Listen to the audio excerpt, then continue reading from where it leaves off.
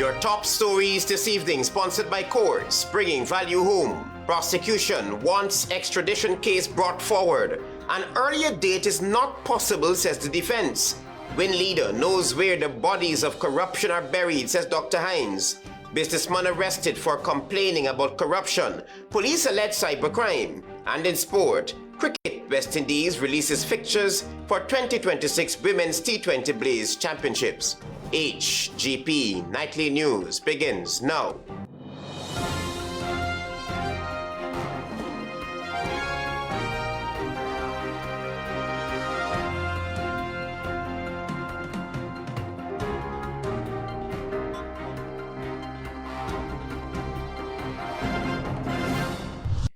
Good evening to our viewers here in Guyana and online. I'm Travis Chase with the Friday, January 9th edition of the HGP Nightly News. Here's what you need to know this evening. United States prosecutors have moved swiftly to try to accelerate the extradition case against gold dealers Azzuddin Mohammed and his father Nazar Mohammed, formally asking the Georgetown Magistrates Court to bring the hearing forward to later this month. Here is more. The request came less than 24 hours after Principal Magistrate Judy Latchman adjourned the matter to February 5 and 6, granting the defense time to examine fresh evidence, specifically a statement submitted by Foreign Affairs Minister Hugh Todd. But the defense team says an earlier hearing date is simply not possible. In a strongly worded response, attorneys Roysdale Ford, Cyan DeJean, and Damien De Silva told the court that they are already bound by what they describe as inflexible professional and personal commitments and cannot agree to any change. They also questioned the sudden shift in position by lead prosecutor Terrence Williams, noting that no explanation was offered for the late-night request to revisit dates that had just been agreed upon in open court. In a letter to the clerk of the Georgetown Magistrates Court, Williams said prosecutors for the requesting state, the United States, had reorganized their schedules and were now available to proceed on or before January 20 or during the week of January 26. He asked that the magistrate consider convening the earliest possible hearing that suits both the court and all parties involved. It was only on Thursday that attorney Roysdale Ford highlighted serious concerns in the case. I believe that the lines are being blurred continuously in terms of how this case is proceeding from the point of view of the prosecution. I see no rational basis for such a statement to be sent to the Attorney General when it is copied to counsel and to the court. I believe that that is part of the confusion, part of the incursion of politicians into this case. The lawyers reminded the court that the February 5 and 6 dates were not casually chosen. They followed lengthy discussions and were explicitly confirmed as suitable to all parties present. Travis Chase, HGP Nightly News. Leader of the Working People's Alliance, Dr. David Hines, believes leader of the We Invest in Nationhood Party, Azzuddin Mohammed, could speak freely about alleged corruption in the People's Progressive Party civic government, since he was a member of that party's inner circle. Marvin Cato reports. Leader of the Working People's Alliance, Dr. David Hines, is taking a swipe at leader of the We Invest in Nationhood Party, Azzuddin Mohammed, saying he could speak freely about alleged corruption in the People's Progressive Party civic government since he was a member of that party's inner circle. The APNU never did that. They never exposed the corruption. And Azzuddin is doing it. The answer is simple. Azzuddin knows where the dead bodies are. Dr. Hines believes that they could not unearth alleged corruption over the past 5 years because they were not close to the government. He's better placed than David Hines to know where the dead bodies of corruption are in this country. Dr. Hines believes that our society is heading in the wrong direction and highlighted that progress does not mean getting rich by any means necessary. That is an allegation leveled by Hines against the government. It's a very dangerous development in our country. Corruption leads to the normalization of corruption. The Member of Parliament is of the view that the new allegations leveled against the Minister of Tourism, Industry and Commerce, Susan Rodriguez, is troubling and damaging to the fabric of our society. Recently, Azharuddin Mohammed made bombshell allegations against two sitting government ministers, Rodriguez and Minister of Agriculture Zulfikar Mustafa, that sent shockwaves throughout the country. Marvin Cato reporting for HGP Nightly News. Our developing story: a United States businessman is now in police custody after publicly alleging corruption in Guyana's firearm licensing system. More details in this report. Stanley Basdio, who operates a car dealership in Guyana, was arrested and is being held at the Lenora police station for what sources say is an alleged cybercrime. The arrest came one day after Basdio posted a viral video on TikTok expressing frustration over his inability to obtain a firearm license despite operating in Guyana since 2013. In the video posted just 3 days ago, Basdio said his business sold more than 120 vehicles in 2025 alone and paid over $120 million in taxes to the Guyana Revenue Authority. He argued that despite this, his business remains vulnerable to crime, especially since most vehicles are sold on hire purchase. I mean, this year alone, we did about over 120 cars. That's over $120 million GRA collected up front, right? And you have people selling candy here and have firearm. And all our business hire purchase. So people have to make payments on a monthly basis. And we cannot protect ourselves in this country. Basdio further alleged that after completing the required application process, he was told by individuals connected to the system that he would need to pay a bribe between $2 million and $4 million Guyana dollars to secure a firearm license, despite operating what he described as legitimate business. This is what's really going on when you talk about corruption. I mean, come to Guyana and you would understand what corruption is, especially if you want to do business here. You know, welcome aboard. Police have not yet issued any official statement explaining the arrest or the specific nature of the alleged cybercrime. The case is already drawing public attention, raising fresh questions about freedom of expression, corruption allegations, and how authorities respond when such claims are aired publicly. Travis Chase, HGP Nightly News. Stay with us. There is more news ahead.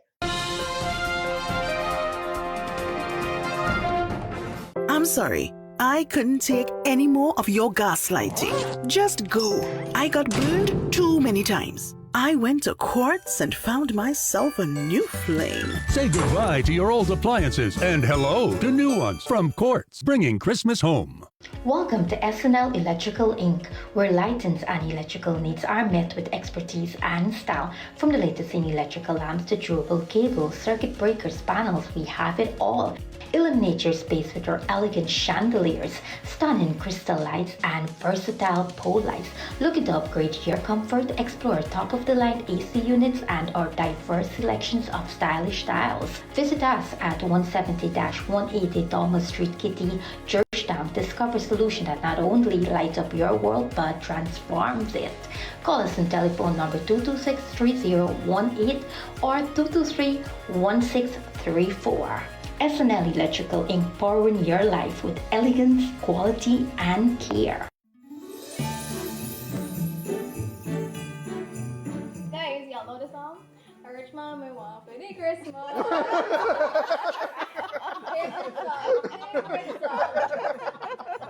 Favorite song. All right, Max, everybody, I guess it's time for me to go. You're leaving already? Be safe on the road, you know. Don't drink and drive. Nah, Auntie Grace, I would never do that. Christmas is about joy, not accidents. Real talk. Merry Christmas, everybody. Stay safe.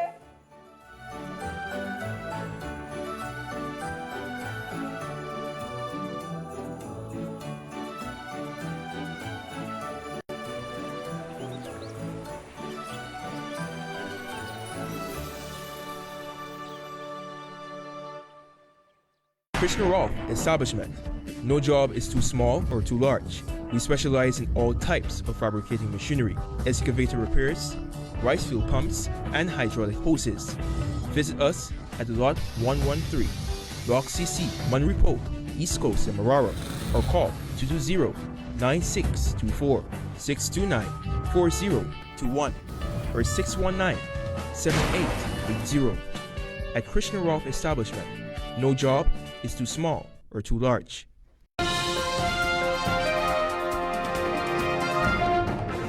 Welcome back to the HGP Nightly News.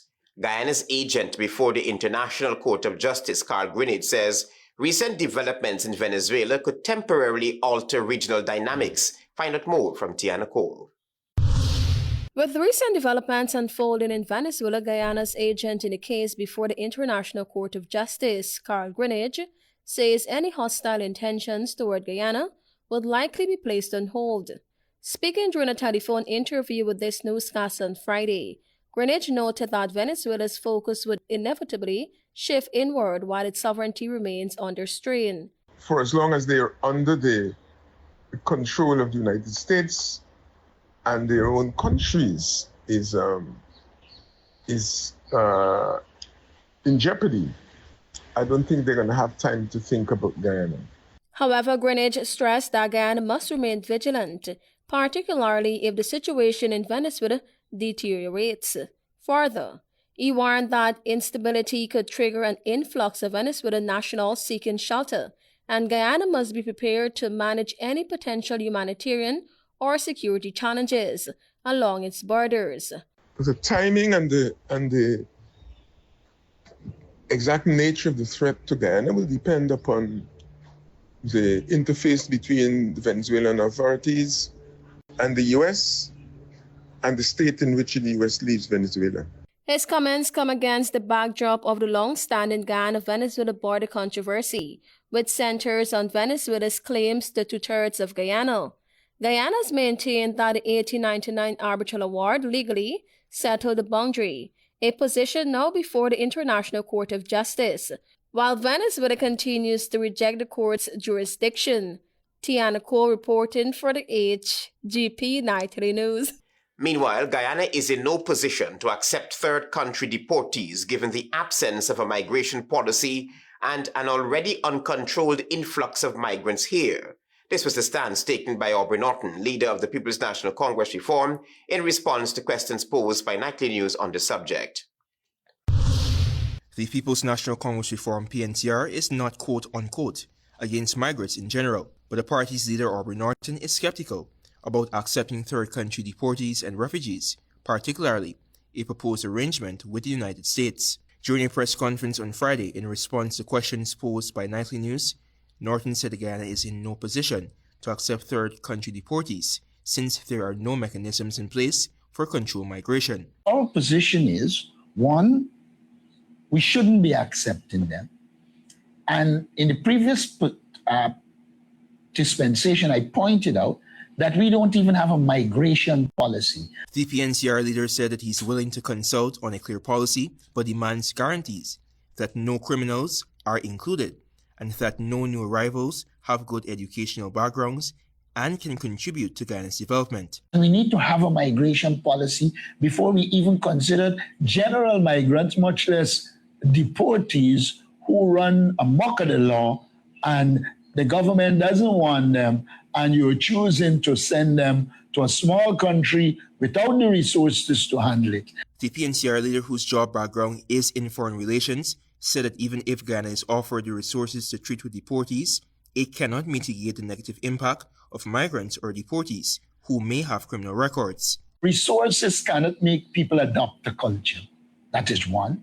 Two, it wouldn't mitigate the negative impact of criminals coming to Guyana. The President of the United States said in no uncertain terms that these are bad people. They don't want them. Why should we be accepting them? I don't think we should.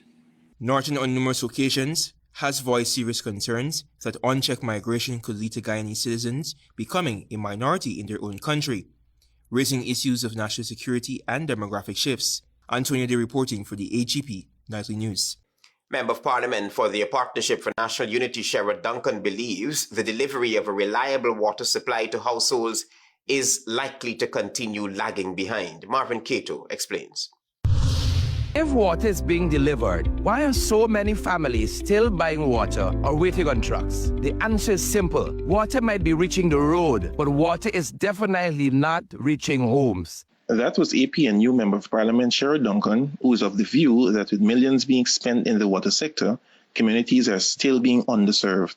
This is about whether those projects are actually connecting water to people's homes. Duncan believes that while there are active invitations for bids for major works such as water treatment plants, there is limited public evidence of concluded awards, quantities, or delivery schedules for consumption-critical items such as water meters, meter boxes, and small diameter service pipes. Even where land is allocated and big pipes are nearby, communities remain functionally unserved. According to the MP, procurement in the water sector does not appear to be tightly sequenced with housing rollout.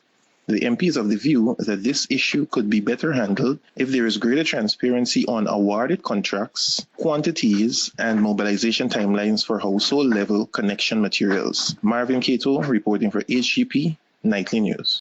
Stay with us. You're watching the HGP Nightly News.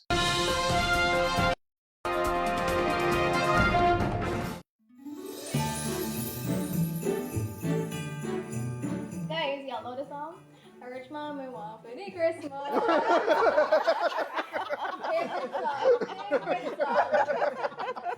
Favorite song. All right, Max. Everybody, it's time for me to go.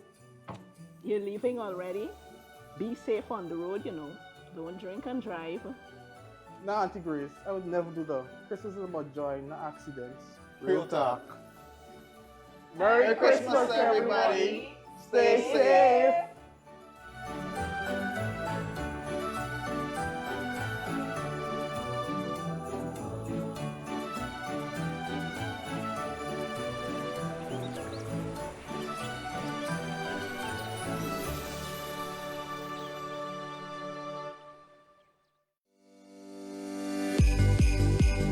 It's Christmas at Survival Supermarket, and our year-end promotion is bigger than ever.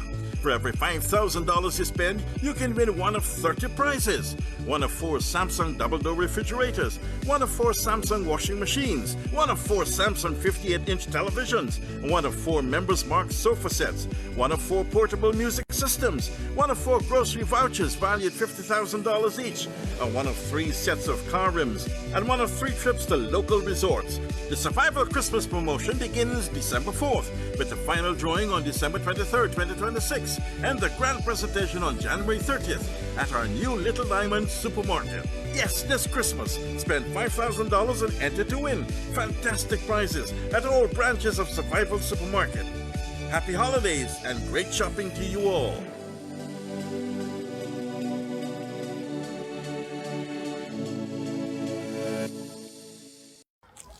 Hey, Stumpy, I don't feel I don't go away when y'all don't eat me food, Y'all got fair wash your place because I did my nails.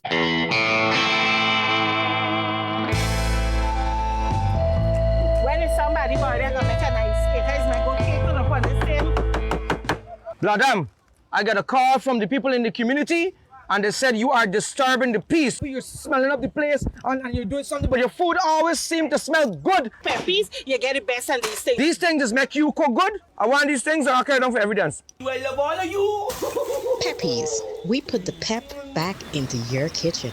And you? GCOM will be conducting a claims and objections exercise commencing January 5, 2026 to produce an official list of electors, OLE, if you will be 18 years or older by December 31, 2025, and you're a Guyanese citizen by birth, descent, or naturalization, or a citizen from a Commonwealth country living in Guyana for 1 year or more, you are eligible for inclusion in the OLE. GCOM will be posting the preliminary list of electors, PLE, in all of the registration divisions across Guyana for you to check if you are listed, and if so, whether your particulars are accurate. You can make a claim for registration, change or correction to your particulars, or you can object to the inclusion of anyone who you believe should not be on the list. If you are desirous of making a claim or objection, you must visit the GCOM registration office responsible for your area of residence to do so. Visit the GCOM registration office responsible for your area of residence to conduct any of the above transactions. All GCOM registration offices will open Mondays to Fridays from 8 to 18 hours, Saturdays and Sundays from 10 to 14 hours. For more information, contact the GCOM on 225-0278-9 or visit www.gcom.org.gy. Thanks for staying tuned to the HGP Nightly News. A $920 million investment is transforming hinterland communities improving air connectivity and access to essential services as the government continues its push for nationally inclusive development. President Dr. Mohamed Irfanali, in delivering the feature address, said the $920 million rehabilitation of the Aishaltan airstrip forms part of a wider project to transform interland communities and strengthen their role in national and regional food security. We don't believe in ruler-based leadership. We believe in servant-based leadership. The president noted that the upgraded facility addresses long-standing challenges caused by weather-related disruptions, which previously affected medical evacuation, the delivery of food supplies, and scheduled flights. Today that is no longer, and that will no longer be the case. President Ali also reiterated an appeal made earlier this week for airline operators to reduce fares, emphasizing that interland communities must directly benefit from public investment. You're not doing them a favor. You're not doing them a favor. You have a responsibility. He announced that effective February 1, JAGS Aviation will reduce fares to Aishaltan and Paramakotoi, becoming the first operator to respond to the president's call. The head of state further reaffirmed plans to construct at least 35 additional airstrips across interland communities, along with a new modern airport in Latam, as part of a wider strategy to better integrate regions 8 and 9 into the national transportation network. As we open this airstrip in Aishaltan, we are saying clearly and confidently that geography will no longer decide who gets ahead and who is left behind. This is how we ensure that development is not coastal-centric, but nationally inclusive. The rehabilitated airstrip features a reinforced concrete surface with a runway measuring 2,500 feet in length and 50 feet in width, along with a 200-foot by 50-foot apron to accommodate aircraft operations. Tianaco reporting for the HGP Nightly News. Despite efforts by the government and the Georgetown Mayor and City Council to restore certain sections of the capital city to a state of cleanliness, there appears to be an environmental crisis. Here's more from Antonio Day. The highlighting of the escalating garbage crisis in certain sections of Georgetown by a tourist has become the center of discussion. Although Guyana is being dubbed as the fastest growing economy and oil-producing nation, the garbage situation in the capital city is unmitigated.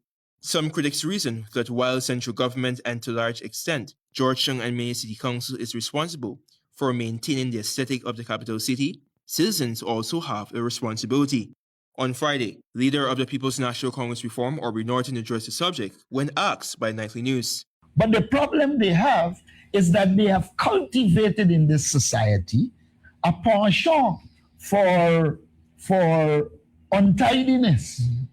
And so it has become a culture interwoven into the fabric of elements in the society, not all, and therefore they're merely coming in and saying we're going to clean up the city wouldn't help. Recently, Anil Sugrum and APNU Council reported that residents of Little Africa and Little India, Curvaton Region 6, are forced to live among uncollected garbage as the council fails to provide basic sanitation services except during election periods. In a video published on social media, garbage was visible on parapets. Kitchen waste, all is dumped here. Right?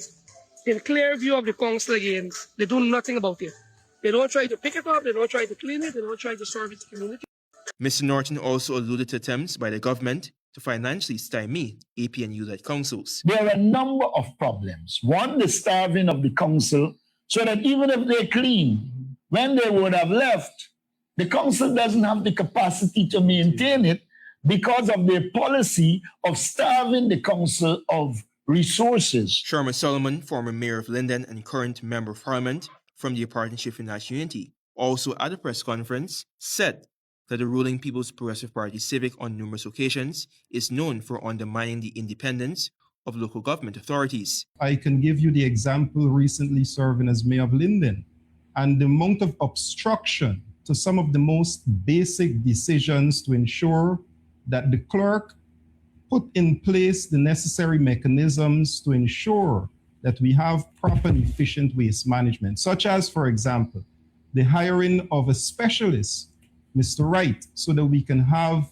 a waste management program. To date, no hiring of that individual. Antonio Day reporting for the HGP Nightly News.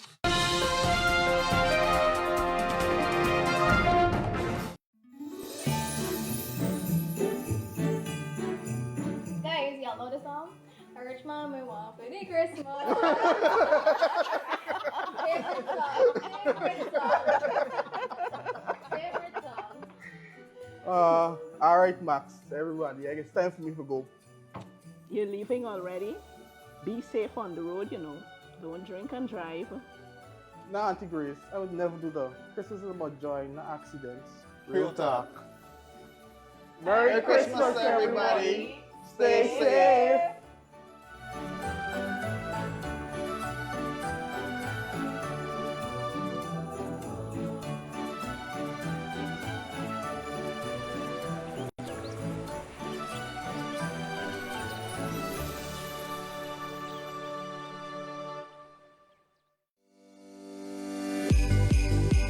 It's Christmas at Survival Supermarket, and our year-end promotion is bigger than ever. For every $5,000 you spend, you can win one of 30 prizes. One of 4 Samsung double-door refrigerators, one of 4 Samsung washing machines, one of 4 Samsung 58-inch televisions, one of 4 Members Mark sofa sets, one of 4 portable music systems, one of 4 grocery vouchers valued $50,000 each, and one of 3 sets of car rims, and one of 3 trips to local resorts. The Survival Christmas promotion begins December 4th, with the final drawing on December 23rd, 2026, and the grand presentation on January 30th at our new Little Diamond Supermarket. Yes, this Christmas, spend $5,000 and enter to win fantastic prizes at all branches of Survival Supermarket. Happy holidays and great shopping to you all.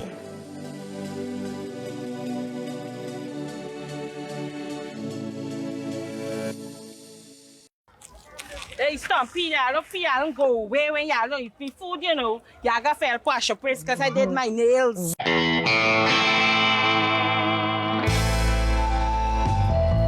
When is somebody about it, I'll make a nice cake. Is my good cake on upon the same?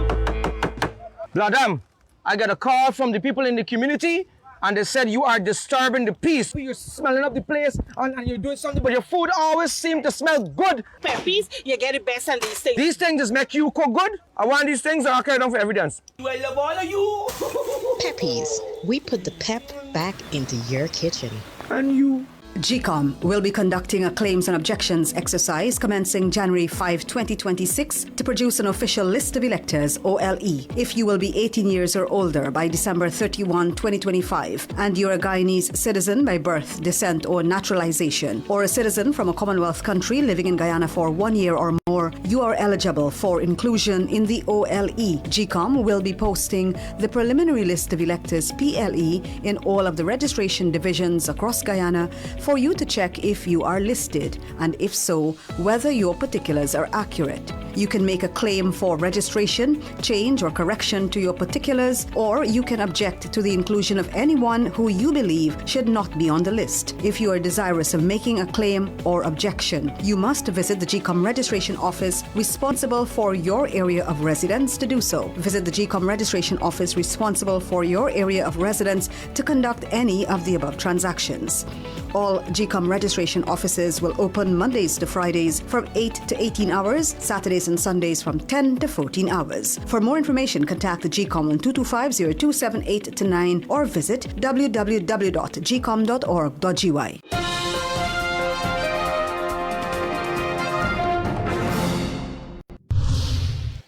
Good evening and welcome to Friday's edition of the Regional News. I'm Antonio Day. Here's what you need to know as we turn attention to news in Jamaica. Flu vaccine uptake has been reported as low even as severe acute respiratory infections, known as SARI, remain at seasonal levels, or at the level typically expected for this time of the year, according to the Ministry of Health and Wellness.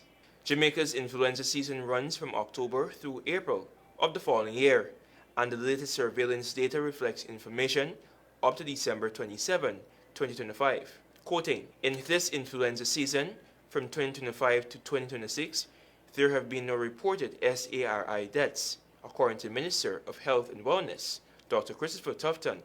However, he noted that flu vaccination rates remain low.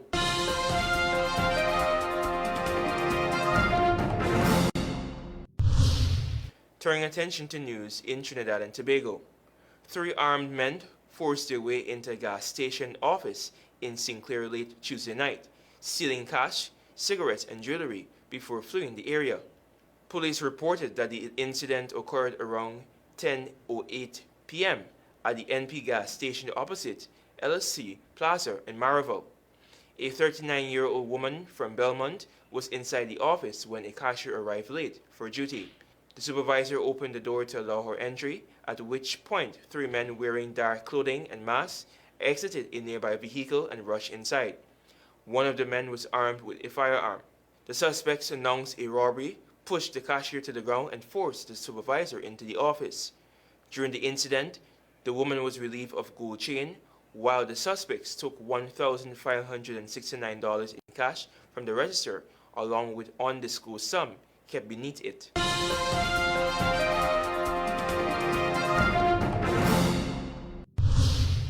And we end with international news. Iran was largely cut off from the outside world on Friday after authorities blacked out the internet to curb growing unrest, as videos showed buildings ablaze in anti-government protests raging in several cities across the country. Rights groups have already documented dozens of deaths of protesters in nearly 2 weeks, and with Iranian state TV showing clashes and fires. The semi-official Tasnim news agency reported that several police officers had been killed overnight. Thank you for watching. I'm Antonio Day. Goodbye and do have a productive weekend.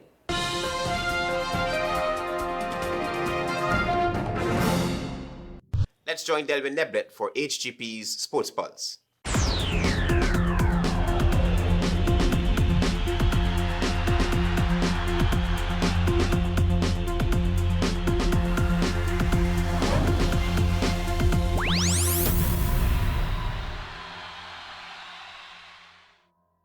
Good evening, Guyana. I'm Delwyn Neblet with your HGP TV Sports Pulse for today, Friday, January 9, 2026. We begin tonight with squash. The Guyana Squash Association have officially released their calendar of events for 2026, showcasing a full year of local, regional, and international competition. Action commences in February with the BCQS Masters Squash Tournament at the Georgetown Club Courts, followed by junior and handicap events at home and abroad, including the Junior South American Championships in Paraguay and the Under-23 South American Championships in Peru. The season then progresses through junior nationals, senior skills level tournaments, and national championships, as athletes are also set to compete in major multi-sport and continental events such as the CAC Games, Pan Am Qualifiers, Pan Am Junior Open, and the South American Games. The final phase of the year will feature the Interclub Championships, team events, CSCA Championships in Jamaica, a skills level competition in Georgetown, and prestigious international opens in Canada and the United States. Into horse racing, Guyana's horse racing industry achieved a major breakthrough as top jockeys Yovin Kisoon-Chand, Colin Ross, and Ronaldo Abadou successfully passed their physical riding examinations in Barbados, marking the first key step towards securing international jockey licenses that will allow them to compete across the Caribbean and globally. The process is being overseen by racing administrator Victor Cheeseman and strongly supported by international horseman Robert Malcolm Pierce. The remaining assessments and administrative requirements are expected to be completed by the weekend, signaling new opportunities for Guyanese jockeys and strengthening youth development, as well as advancing long-term plans within Guyana's horse racing fraternity. Moving into cricket, the Guyana Harp Eagles began preparations for the 2026 season with their first training session at the National Track and Field Centre in Lenora on Thursday. With men's season's dates unconfirmed, the team has started regular fitness and conditioning work focused on form, endurance, and readiness. The franchise is prioritizing consistent training and integration of new talent to stay prepared for upcoming regional competitions. More in cricket. Cricket West Indies have officially released the full fixtures for the 2026 Women's T20 Blaze Championships to be held at the Arnasvale playing field in St. Vincent and the Grenadines. Defending champions Guyana are in full preparation mode as they aim to retain their title against strong regional competition. The tournament begins on January 13 with Guyana facing the Windward Islands in the opening match and will continue through 6 rounds until January 23rd before the commencement of the Women's Super 50 Cup on January 27th. And finally, in cricket, the HGP TV Sports Pulse reached out to West Indies all-format player Kevin Sinclair, who had this to say about his foundation's upcoming tape ball tournament commencing at 9:30 at the GCC ground on Sunday. Come out and witness good cricket. They have a lot of stars. Studded team corruption, Eton's 11, team Maria, Echoes are star, Krung, team Krung. Guys, you name it. That's just a few. A lot of prizes need to be won as well. The best batsman prize, the best bowler prize, the MVP, and of course, obvious, the main prize, the winning prize. Halfway through this tournament, it's going to be a halftime show by Vintage, all the way from Borby. So local artists will be there to bring some entertainment. This tournament is going to be a good one to come out and win. That's it for this edition of the HGP TV Sports Pulse. I'm Delwyn Neblett reminding you to stay in the game. Prosecution wants extradition case brought forward. An earlier date is not possible, says the defense. Win leader knows where the bodies of corruption are buried, says Dr. Hines. Businessman arrested for complaining about corruption. Police allege cybercrime. Despite government and city council intervention, Georgetown remains in deplorable condition. And in sport, cricket, West Indies releases fixtures for 2026 Women's T20 Blaze Championships. Those are our major headlines. For these stories and more, please go to our website. It's www.hgptv.com. I'm Travis Chase. Thanks for watching. Goodbye.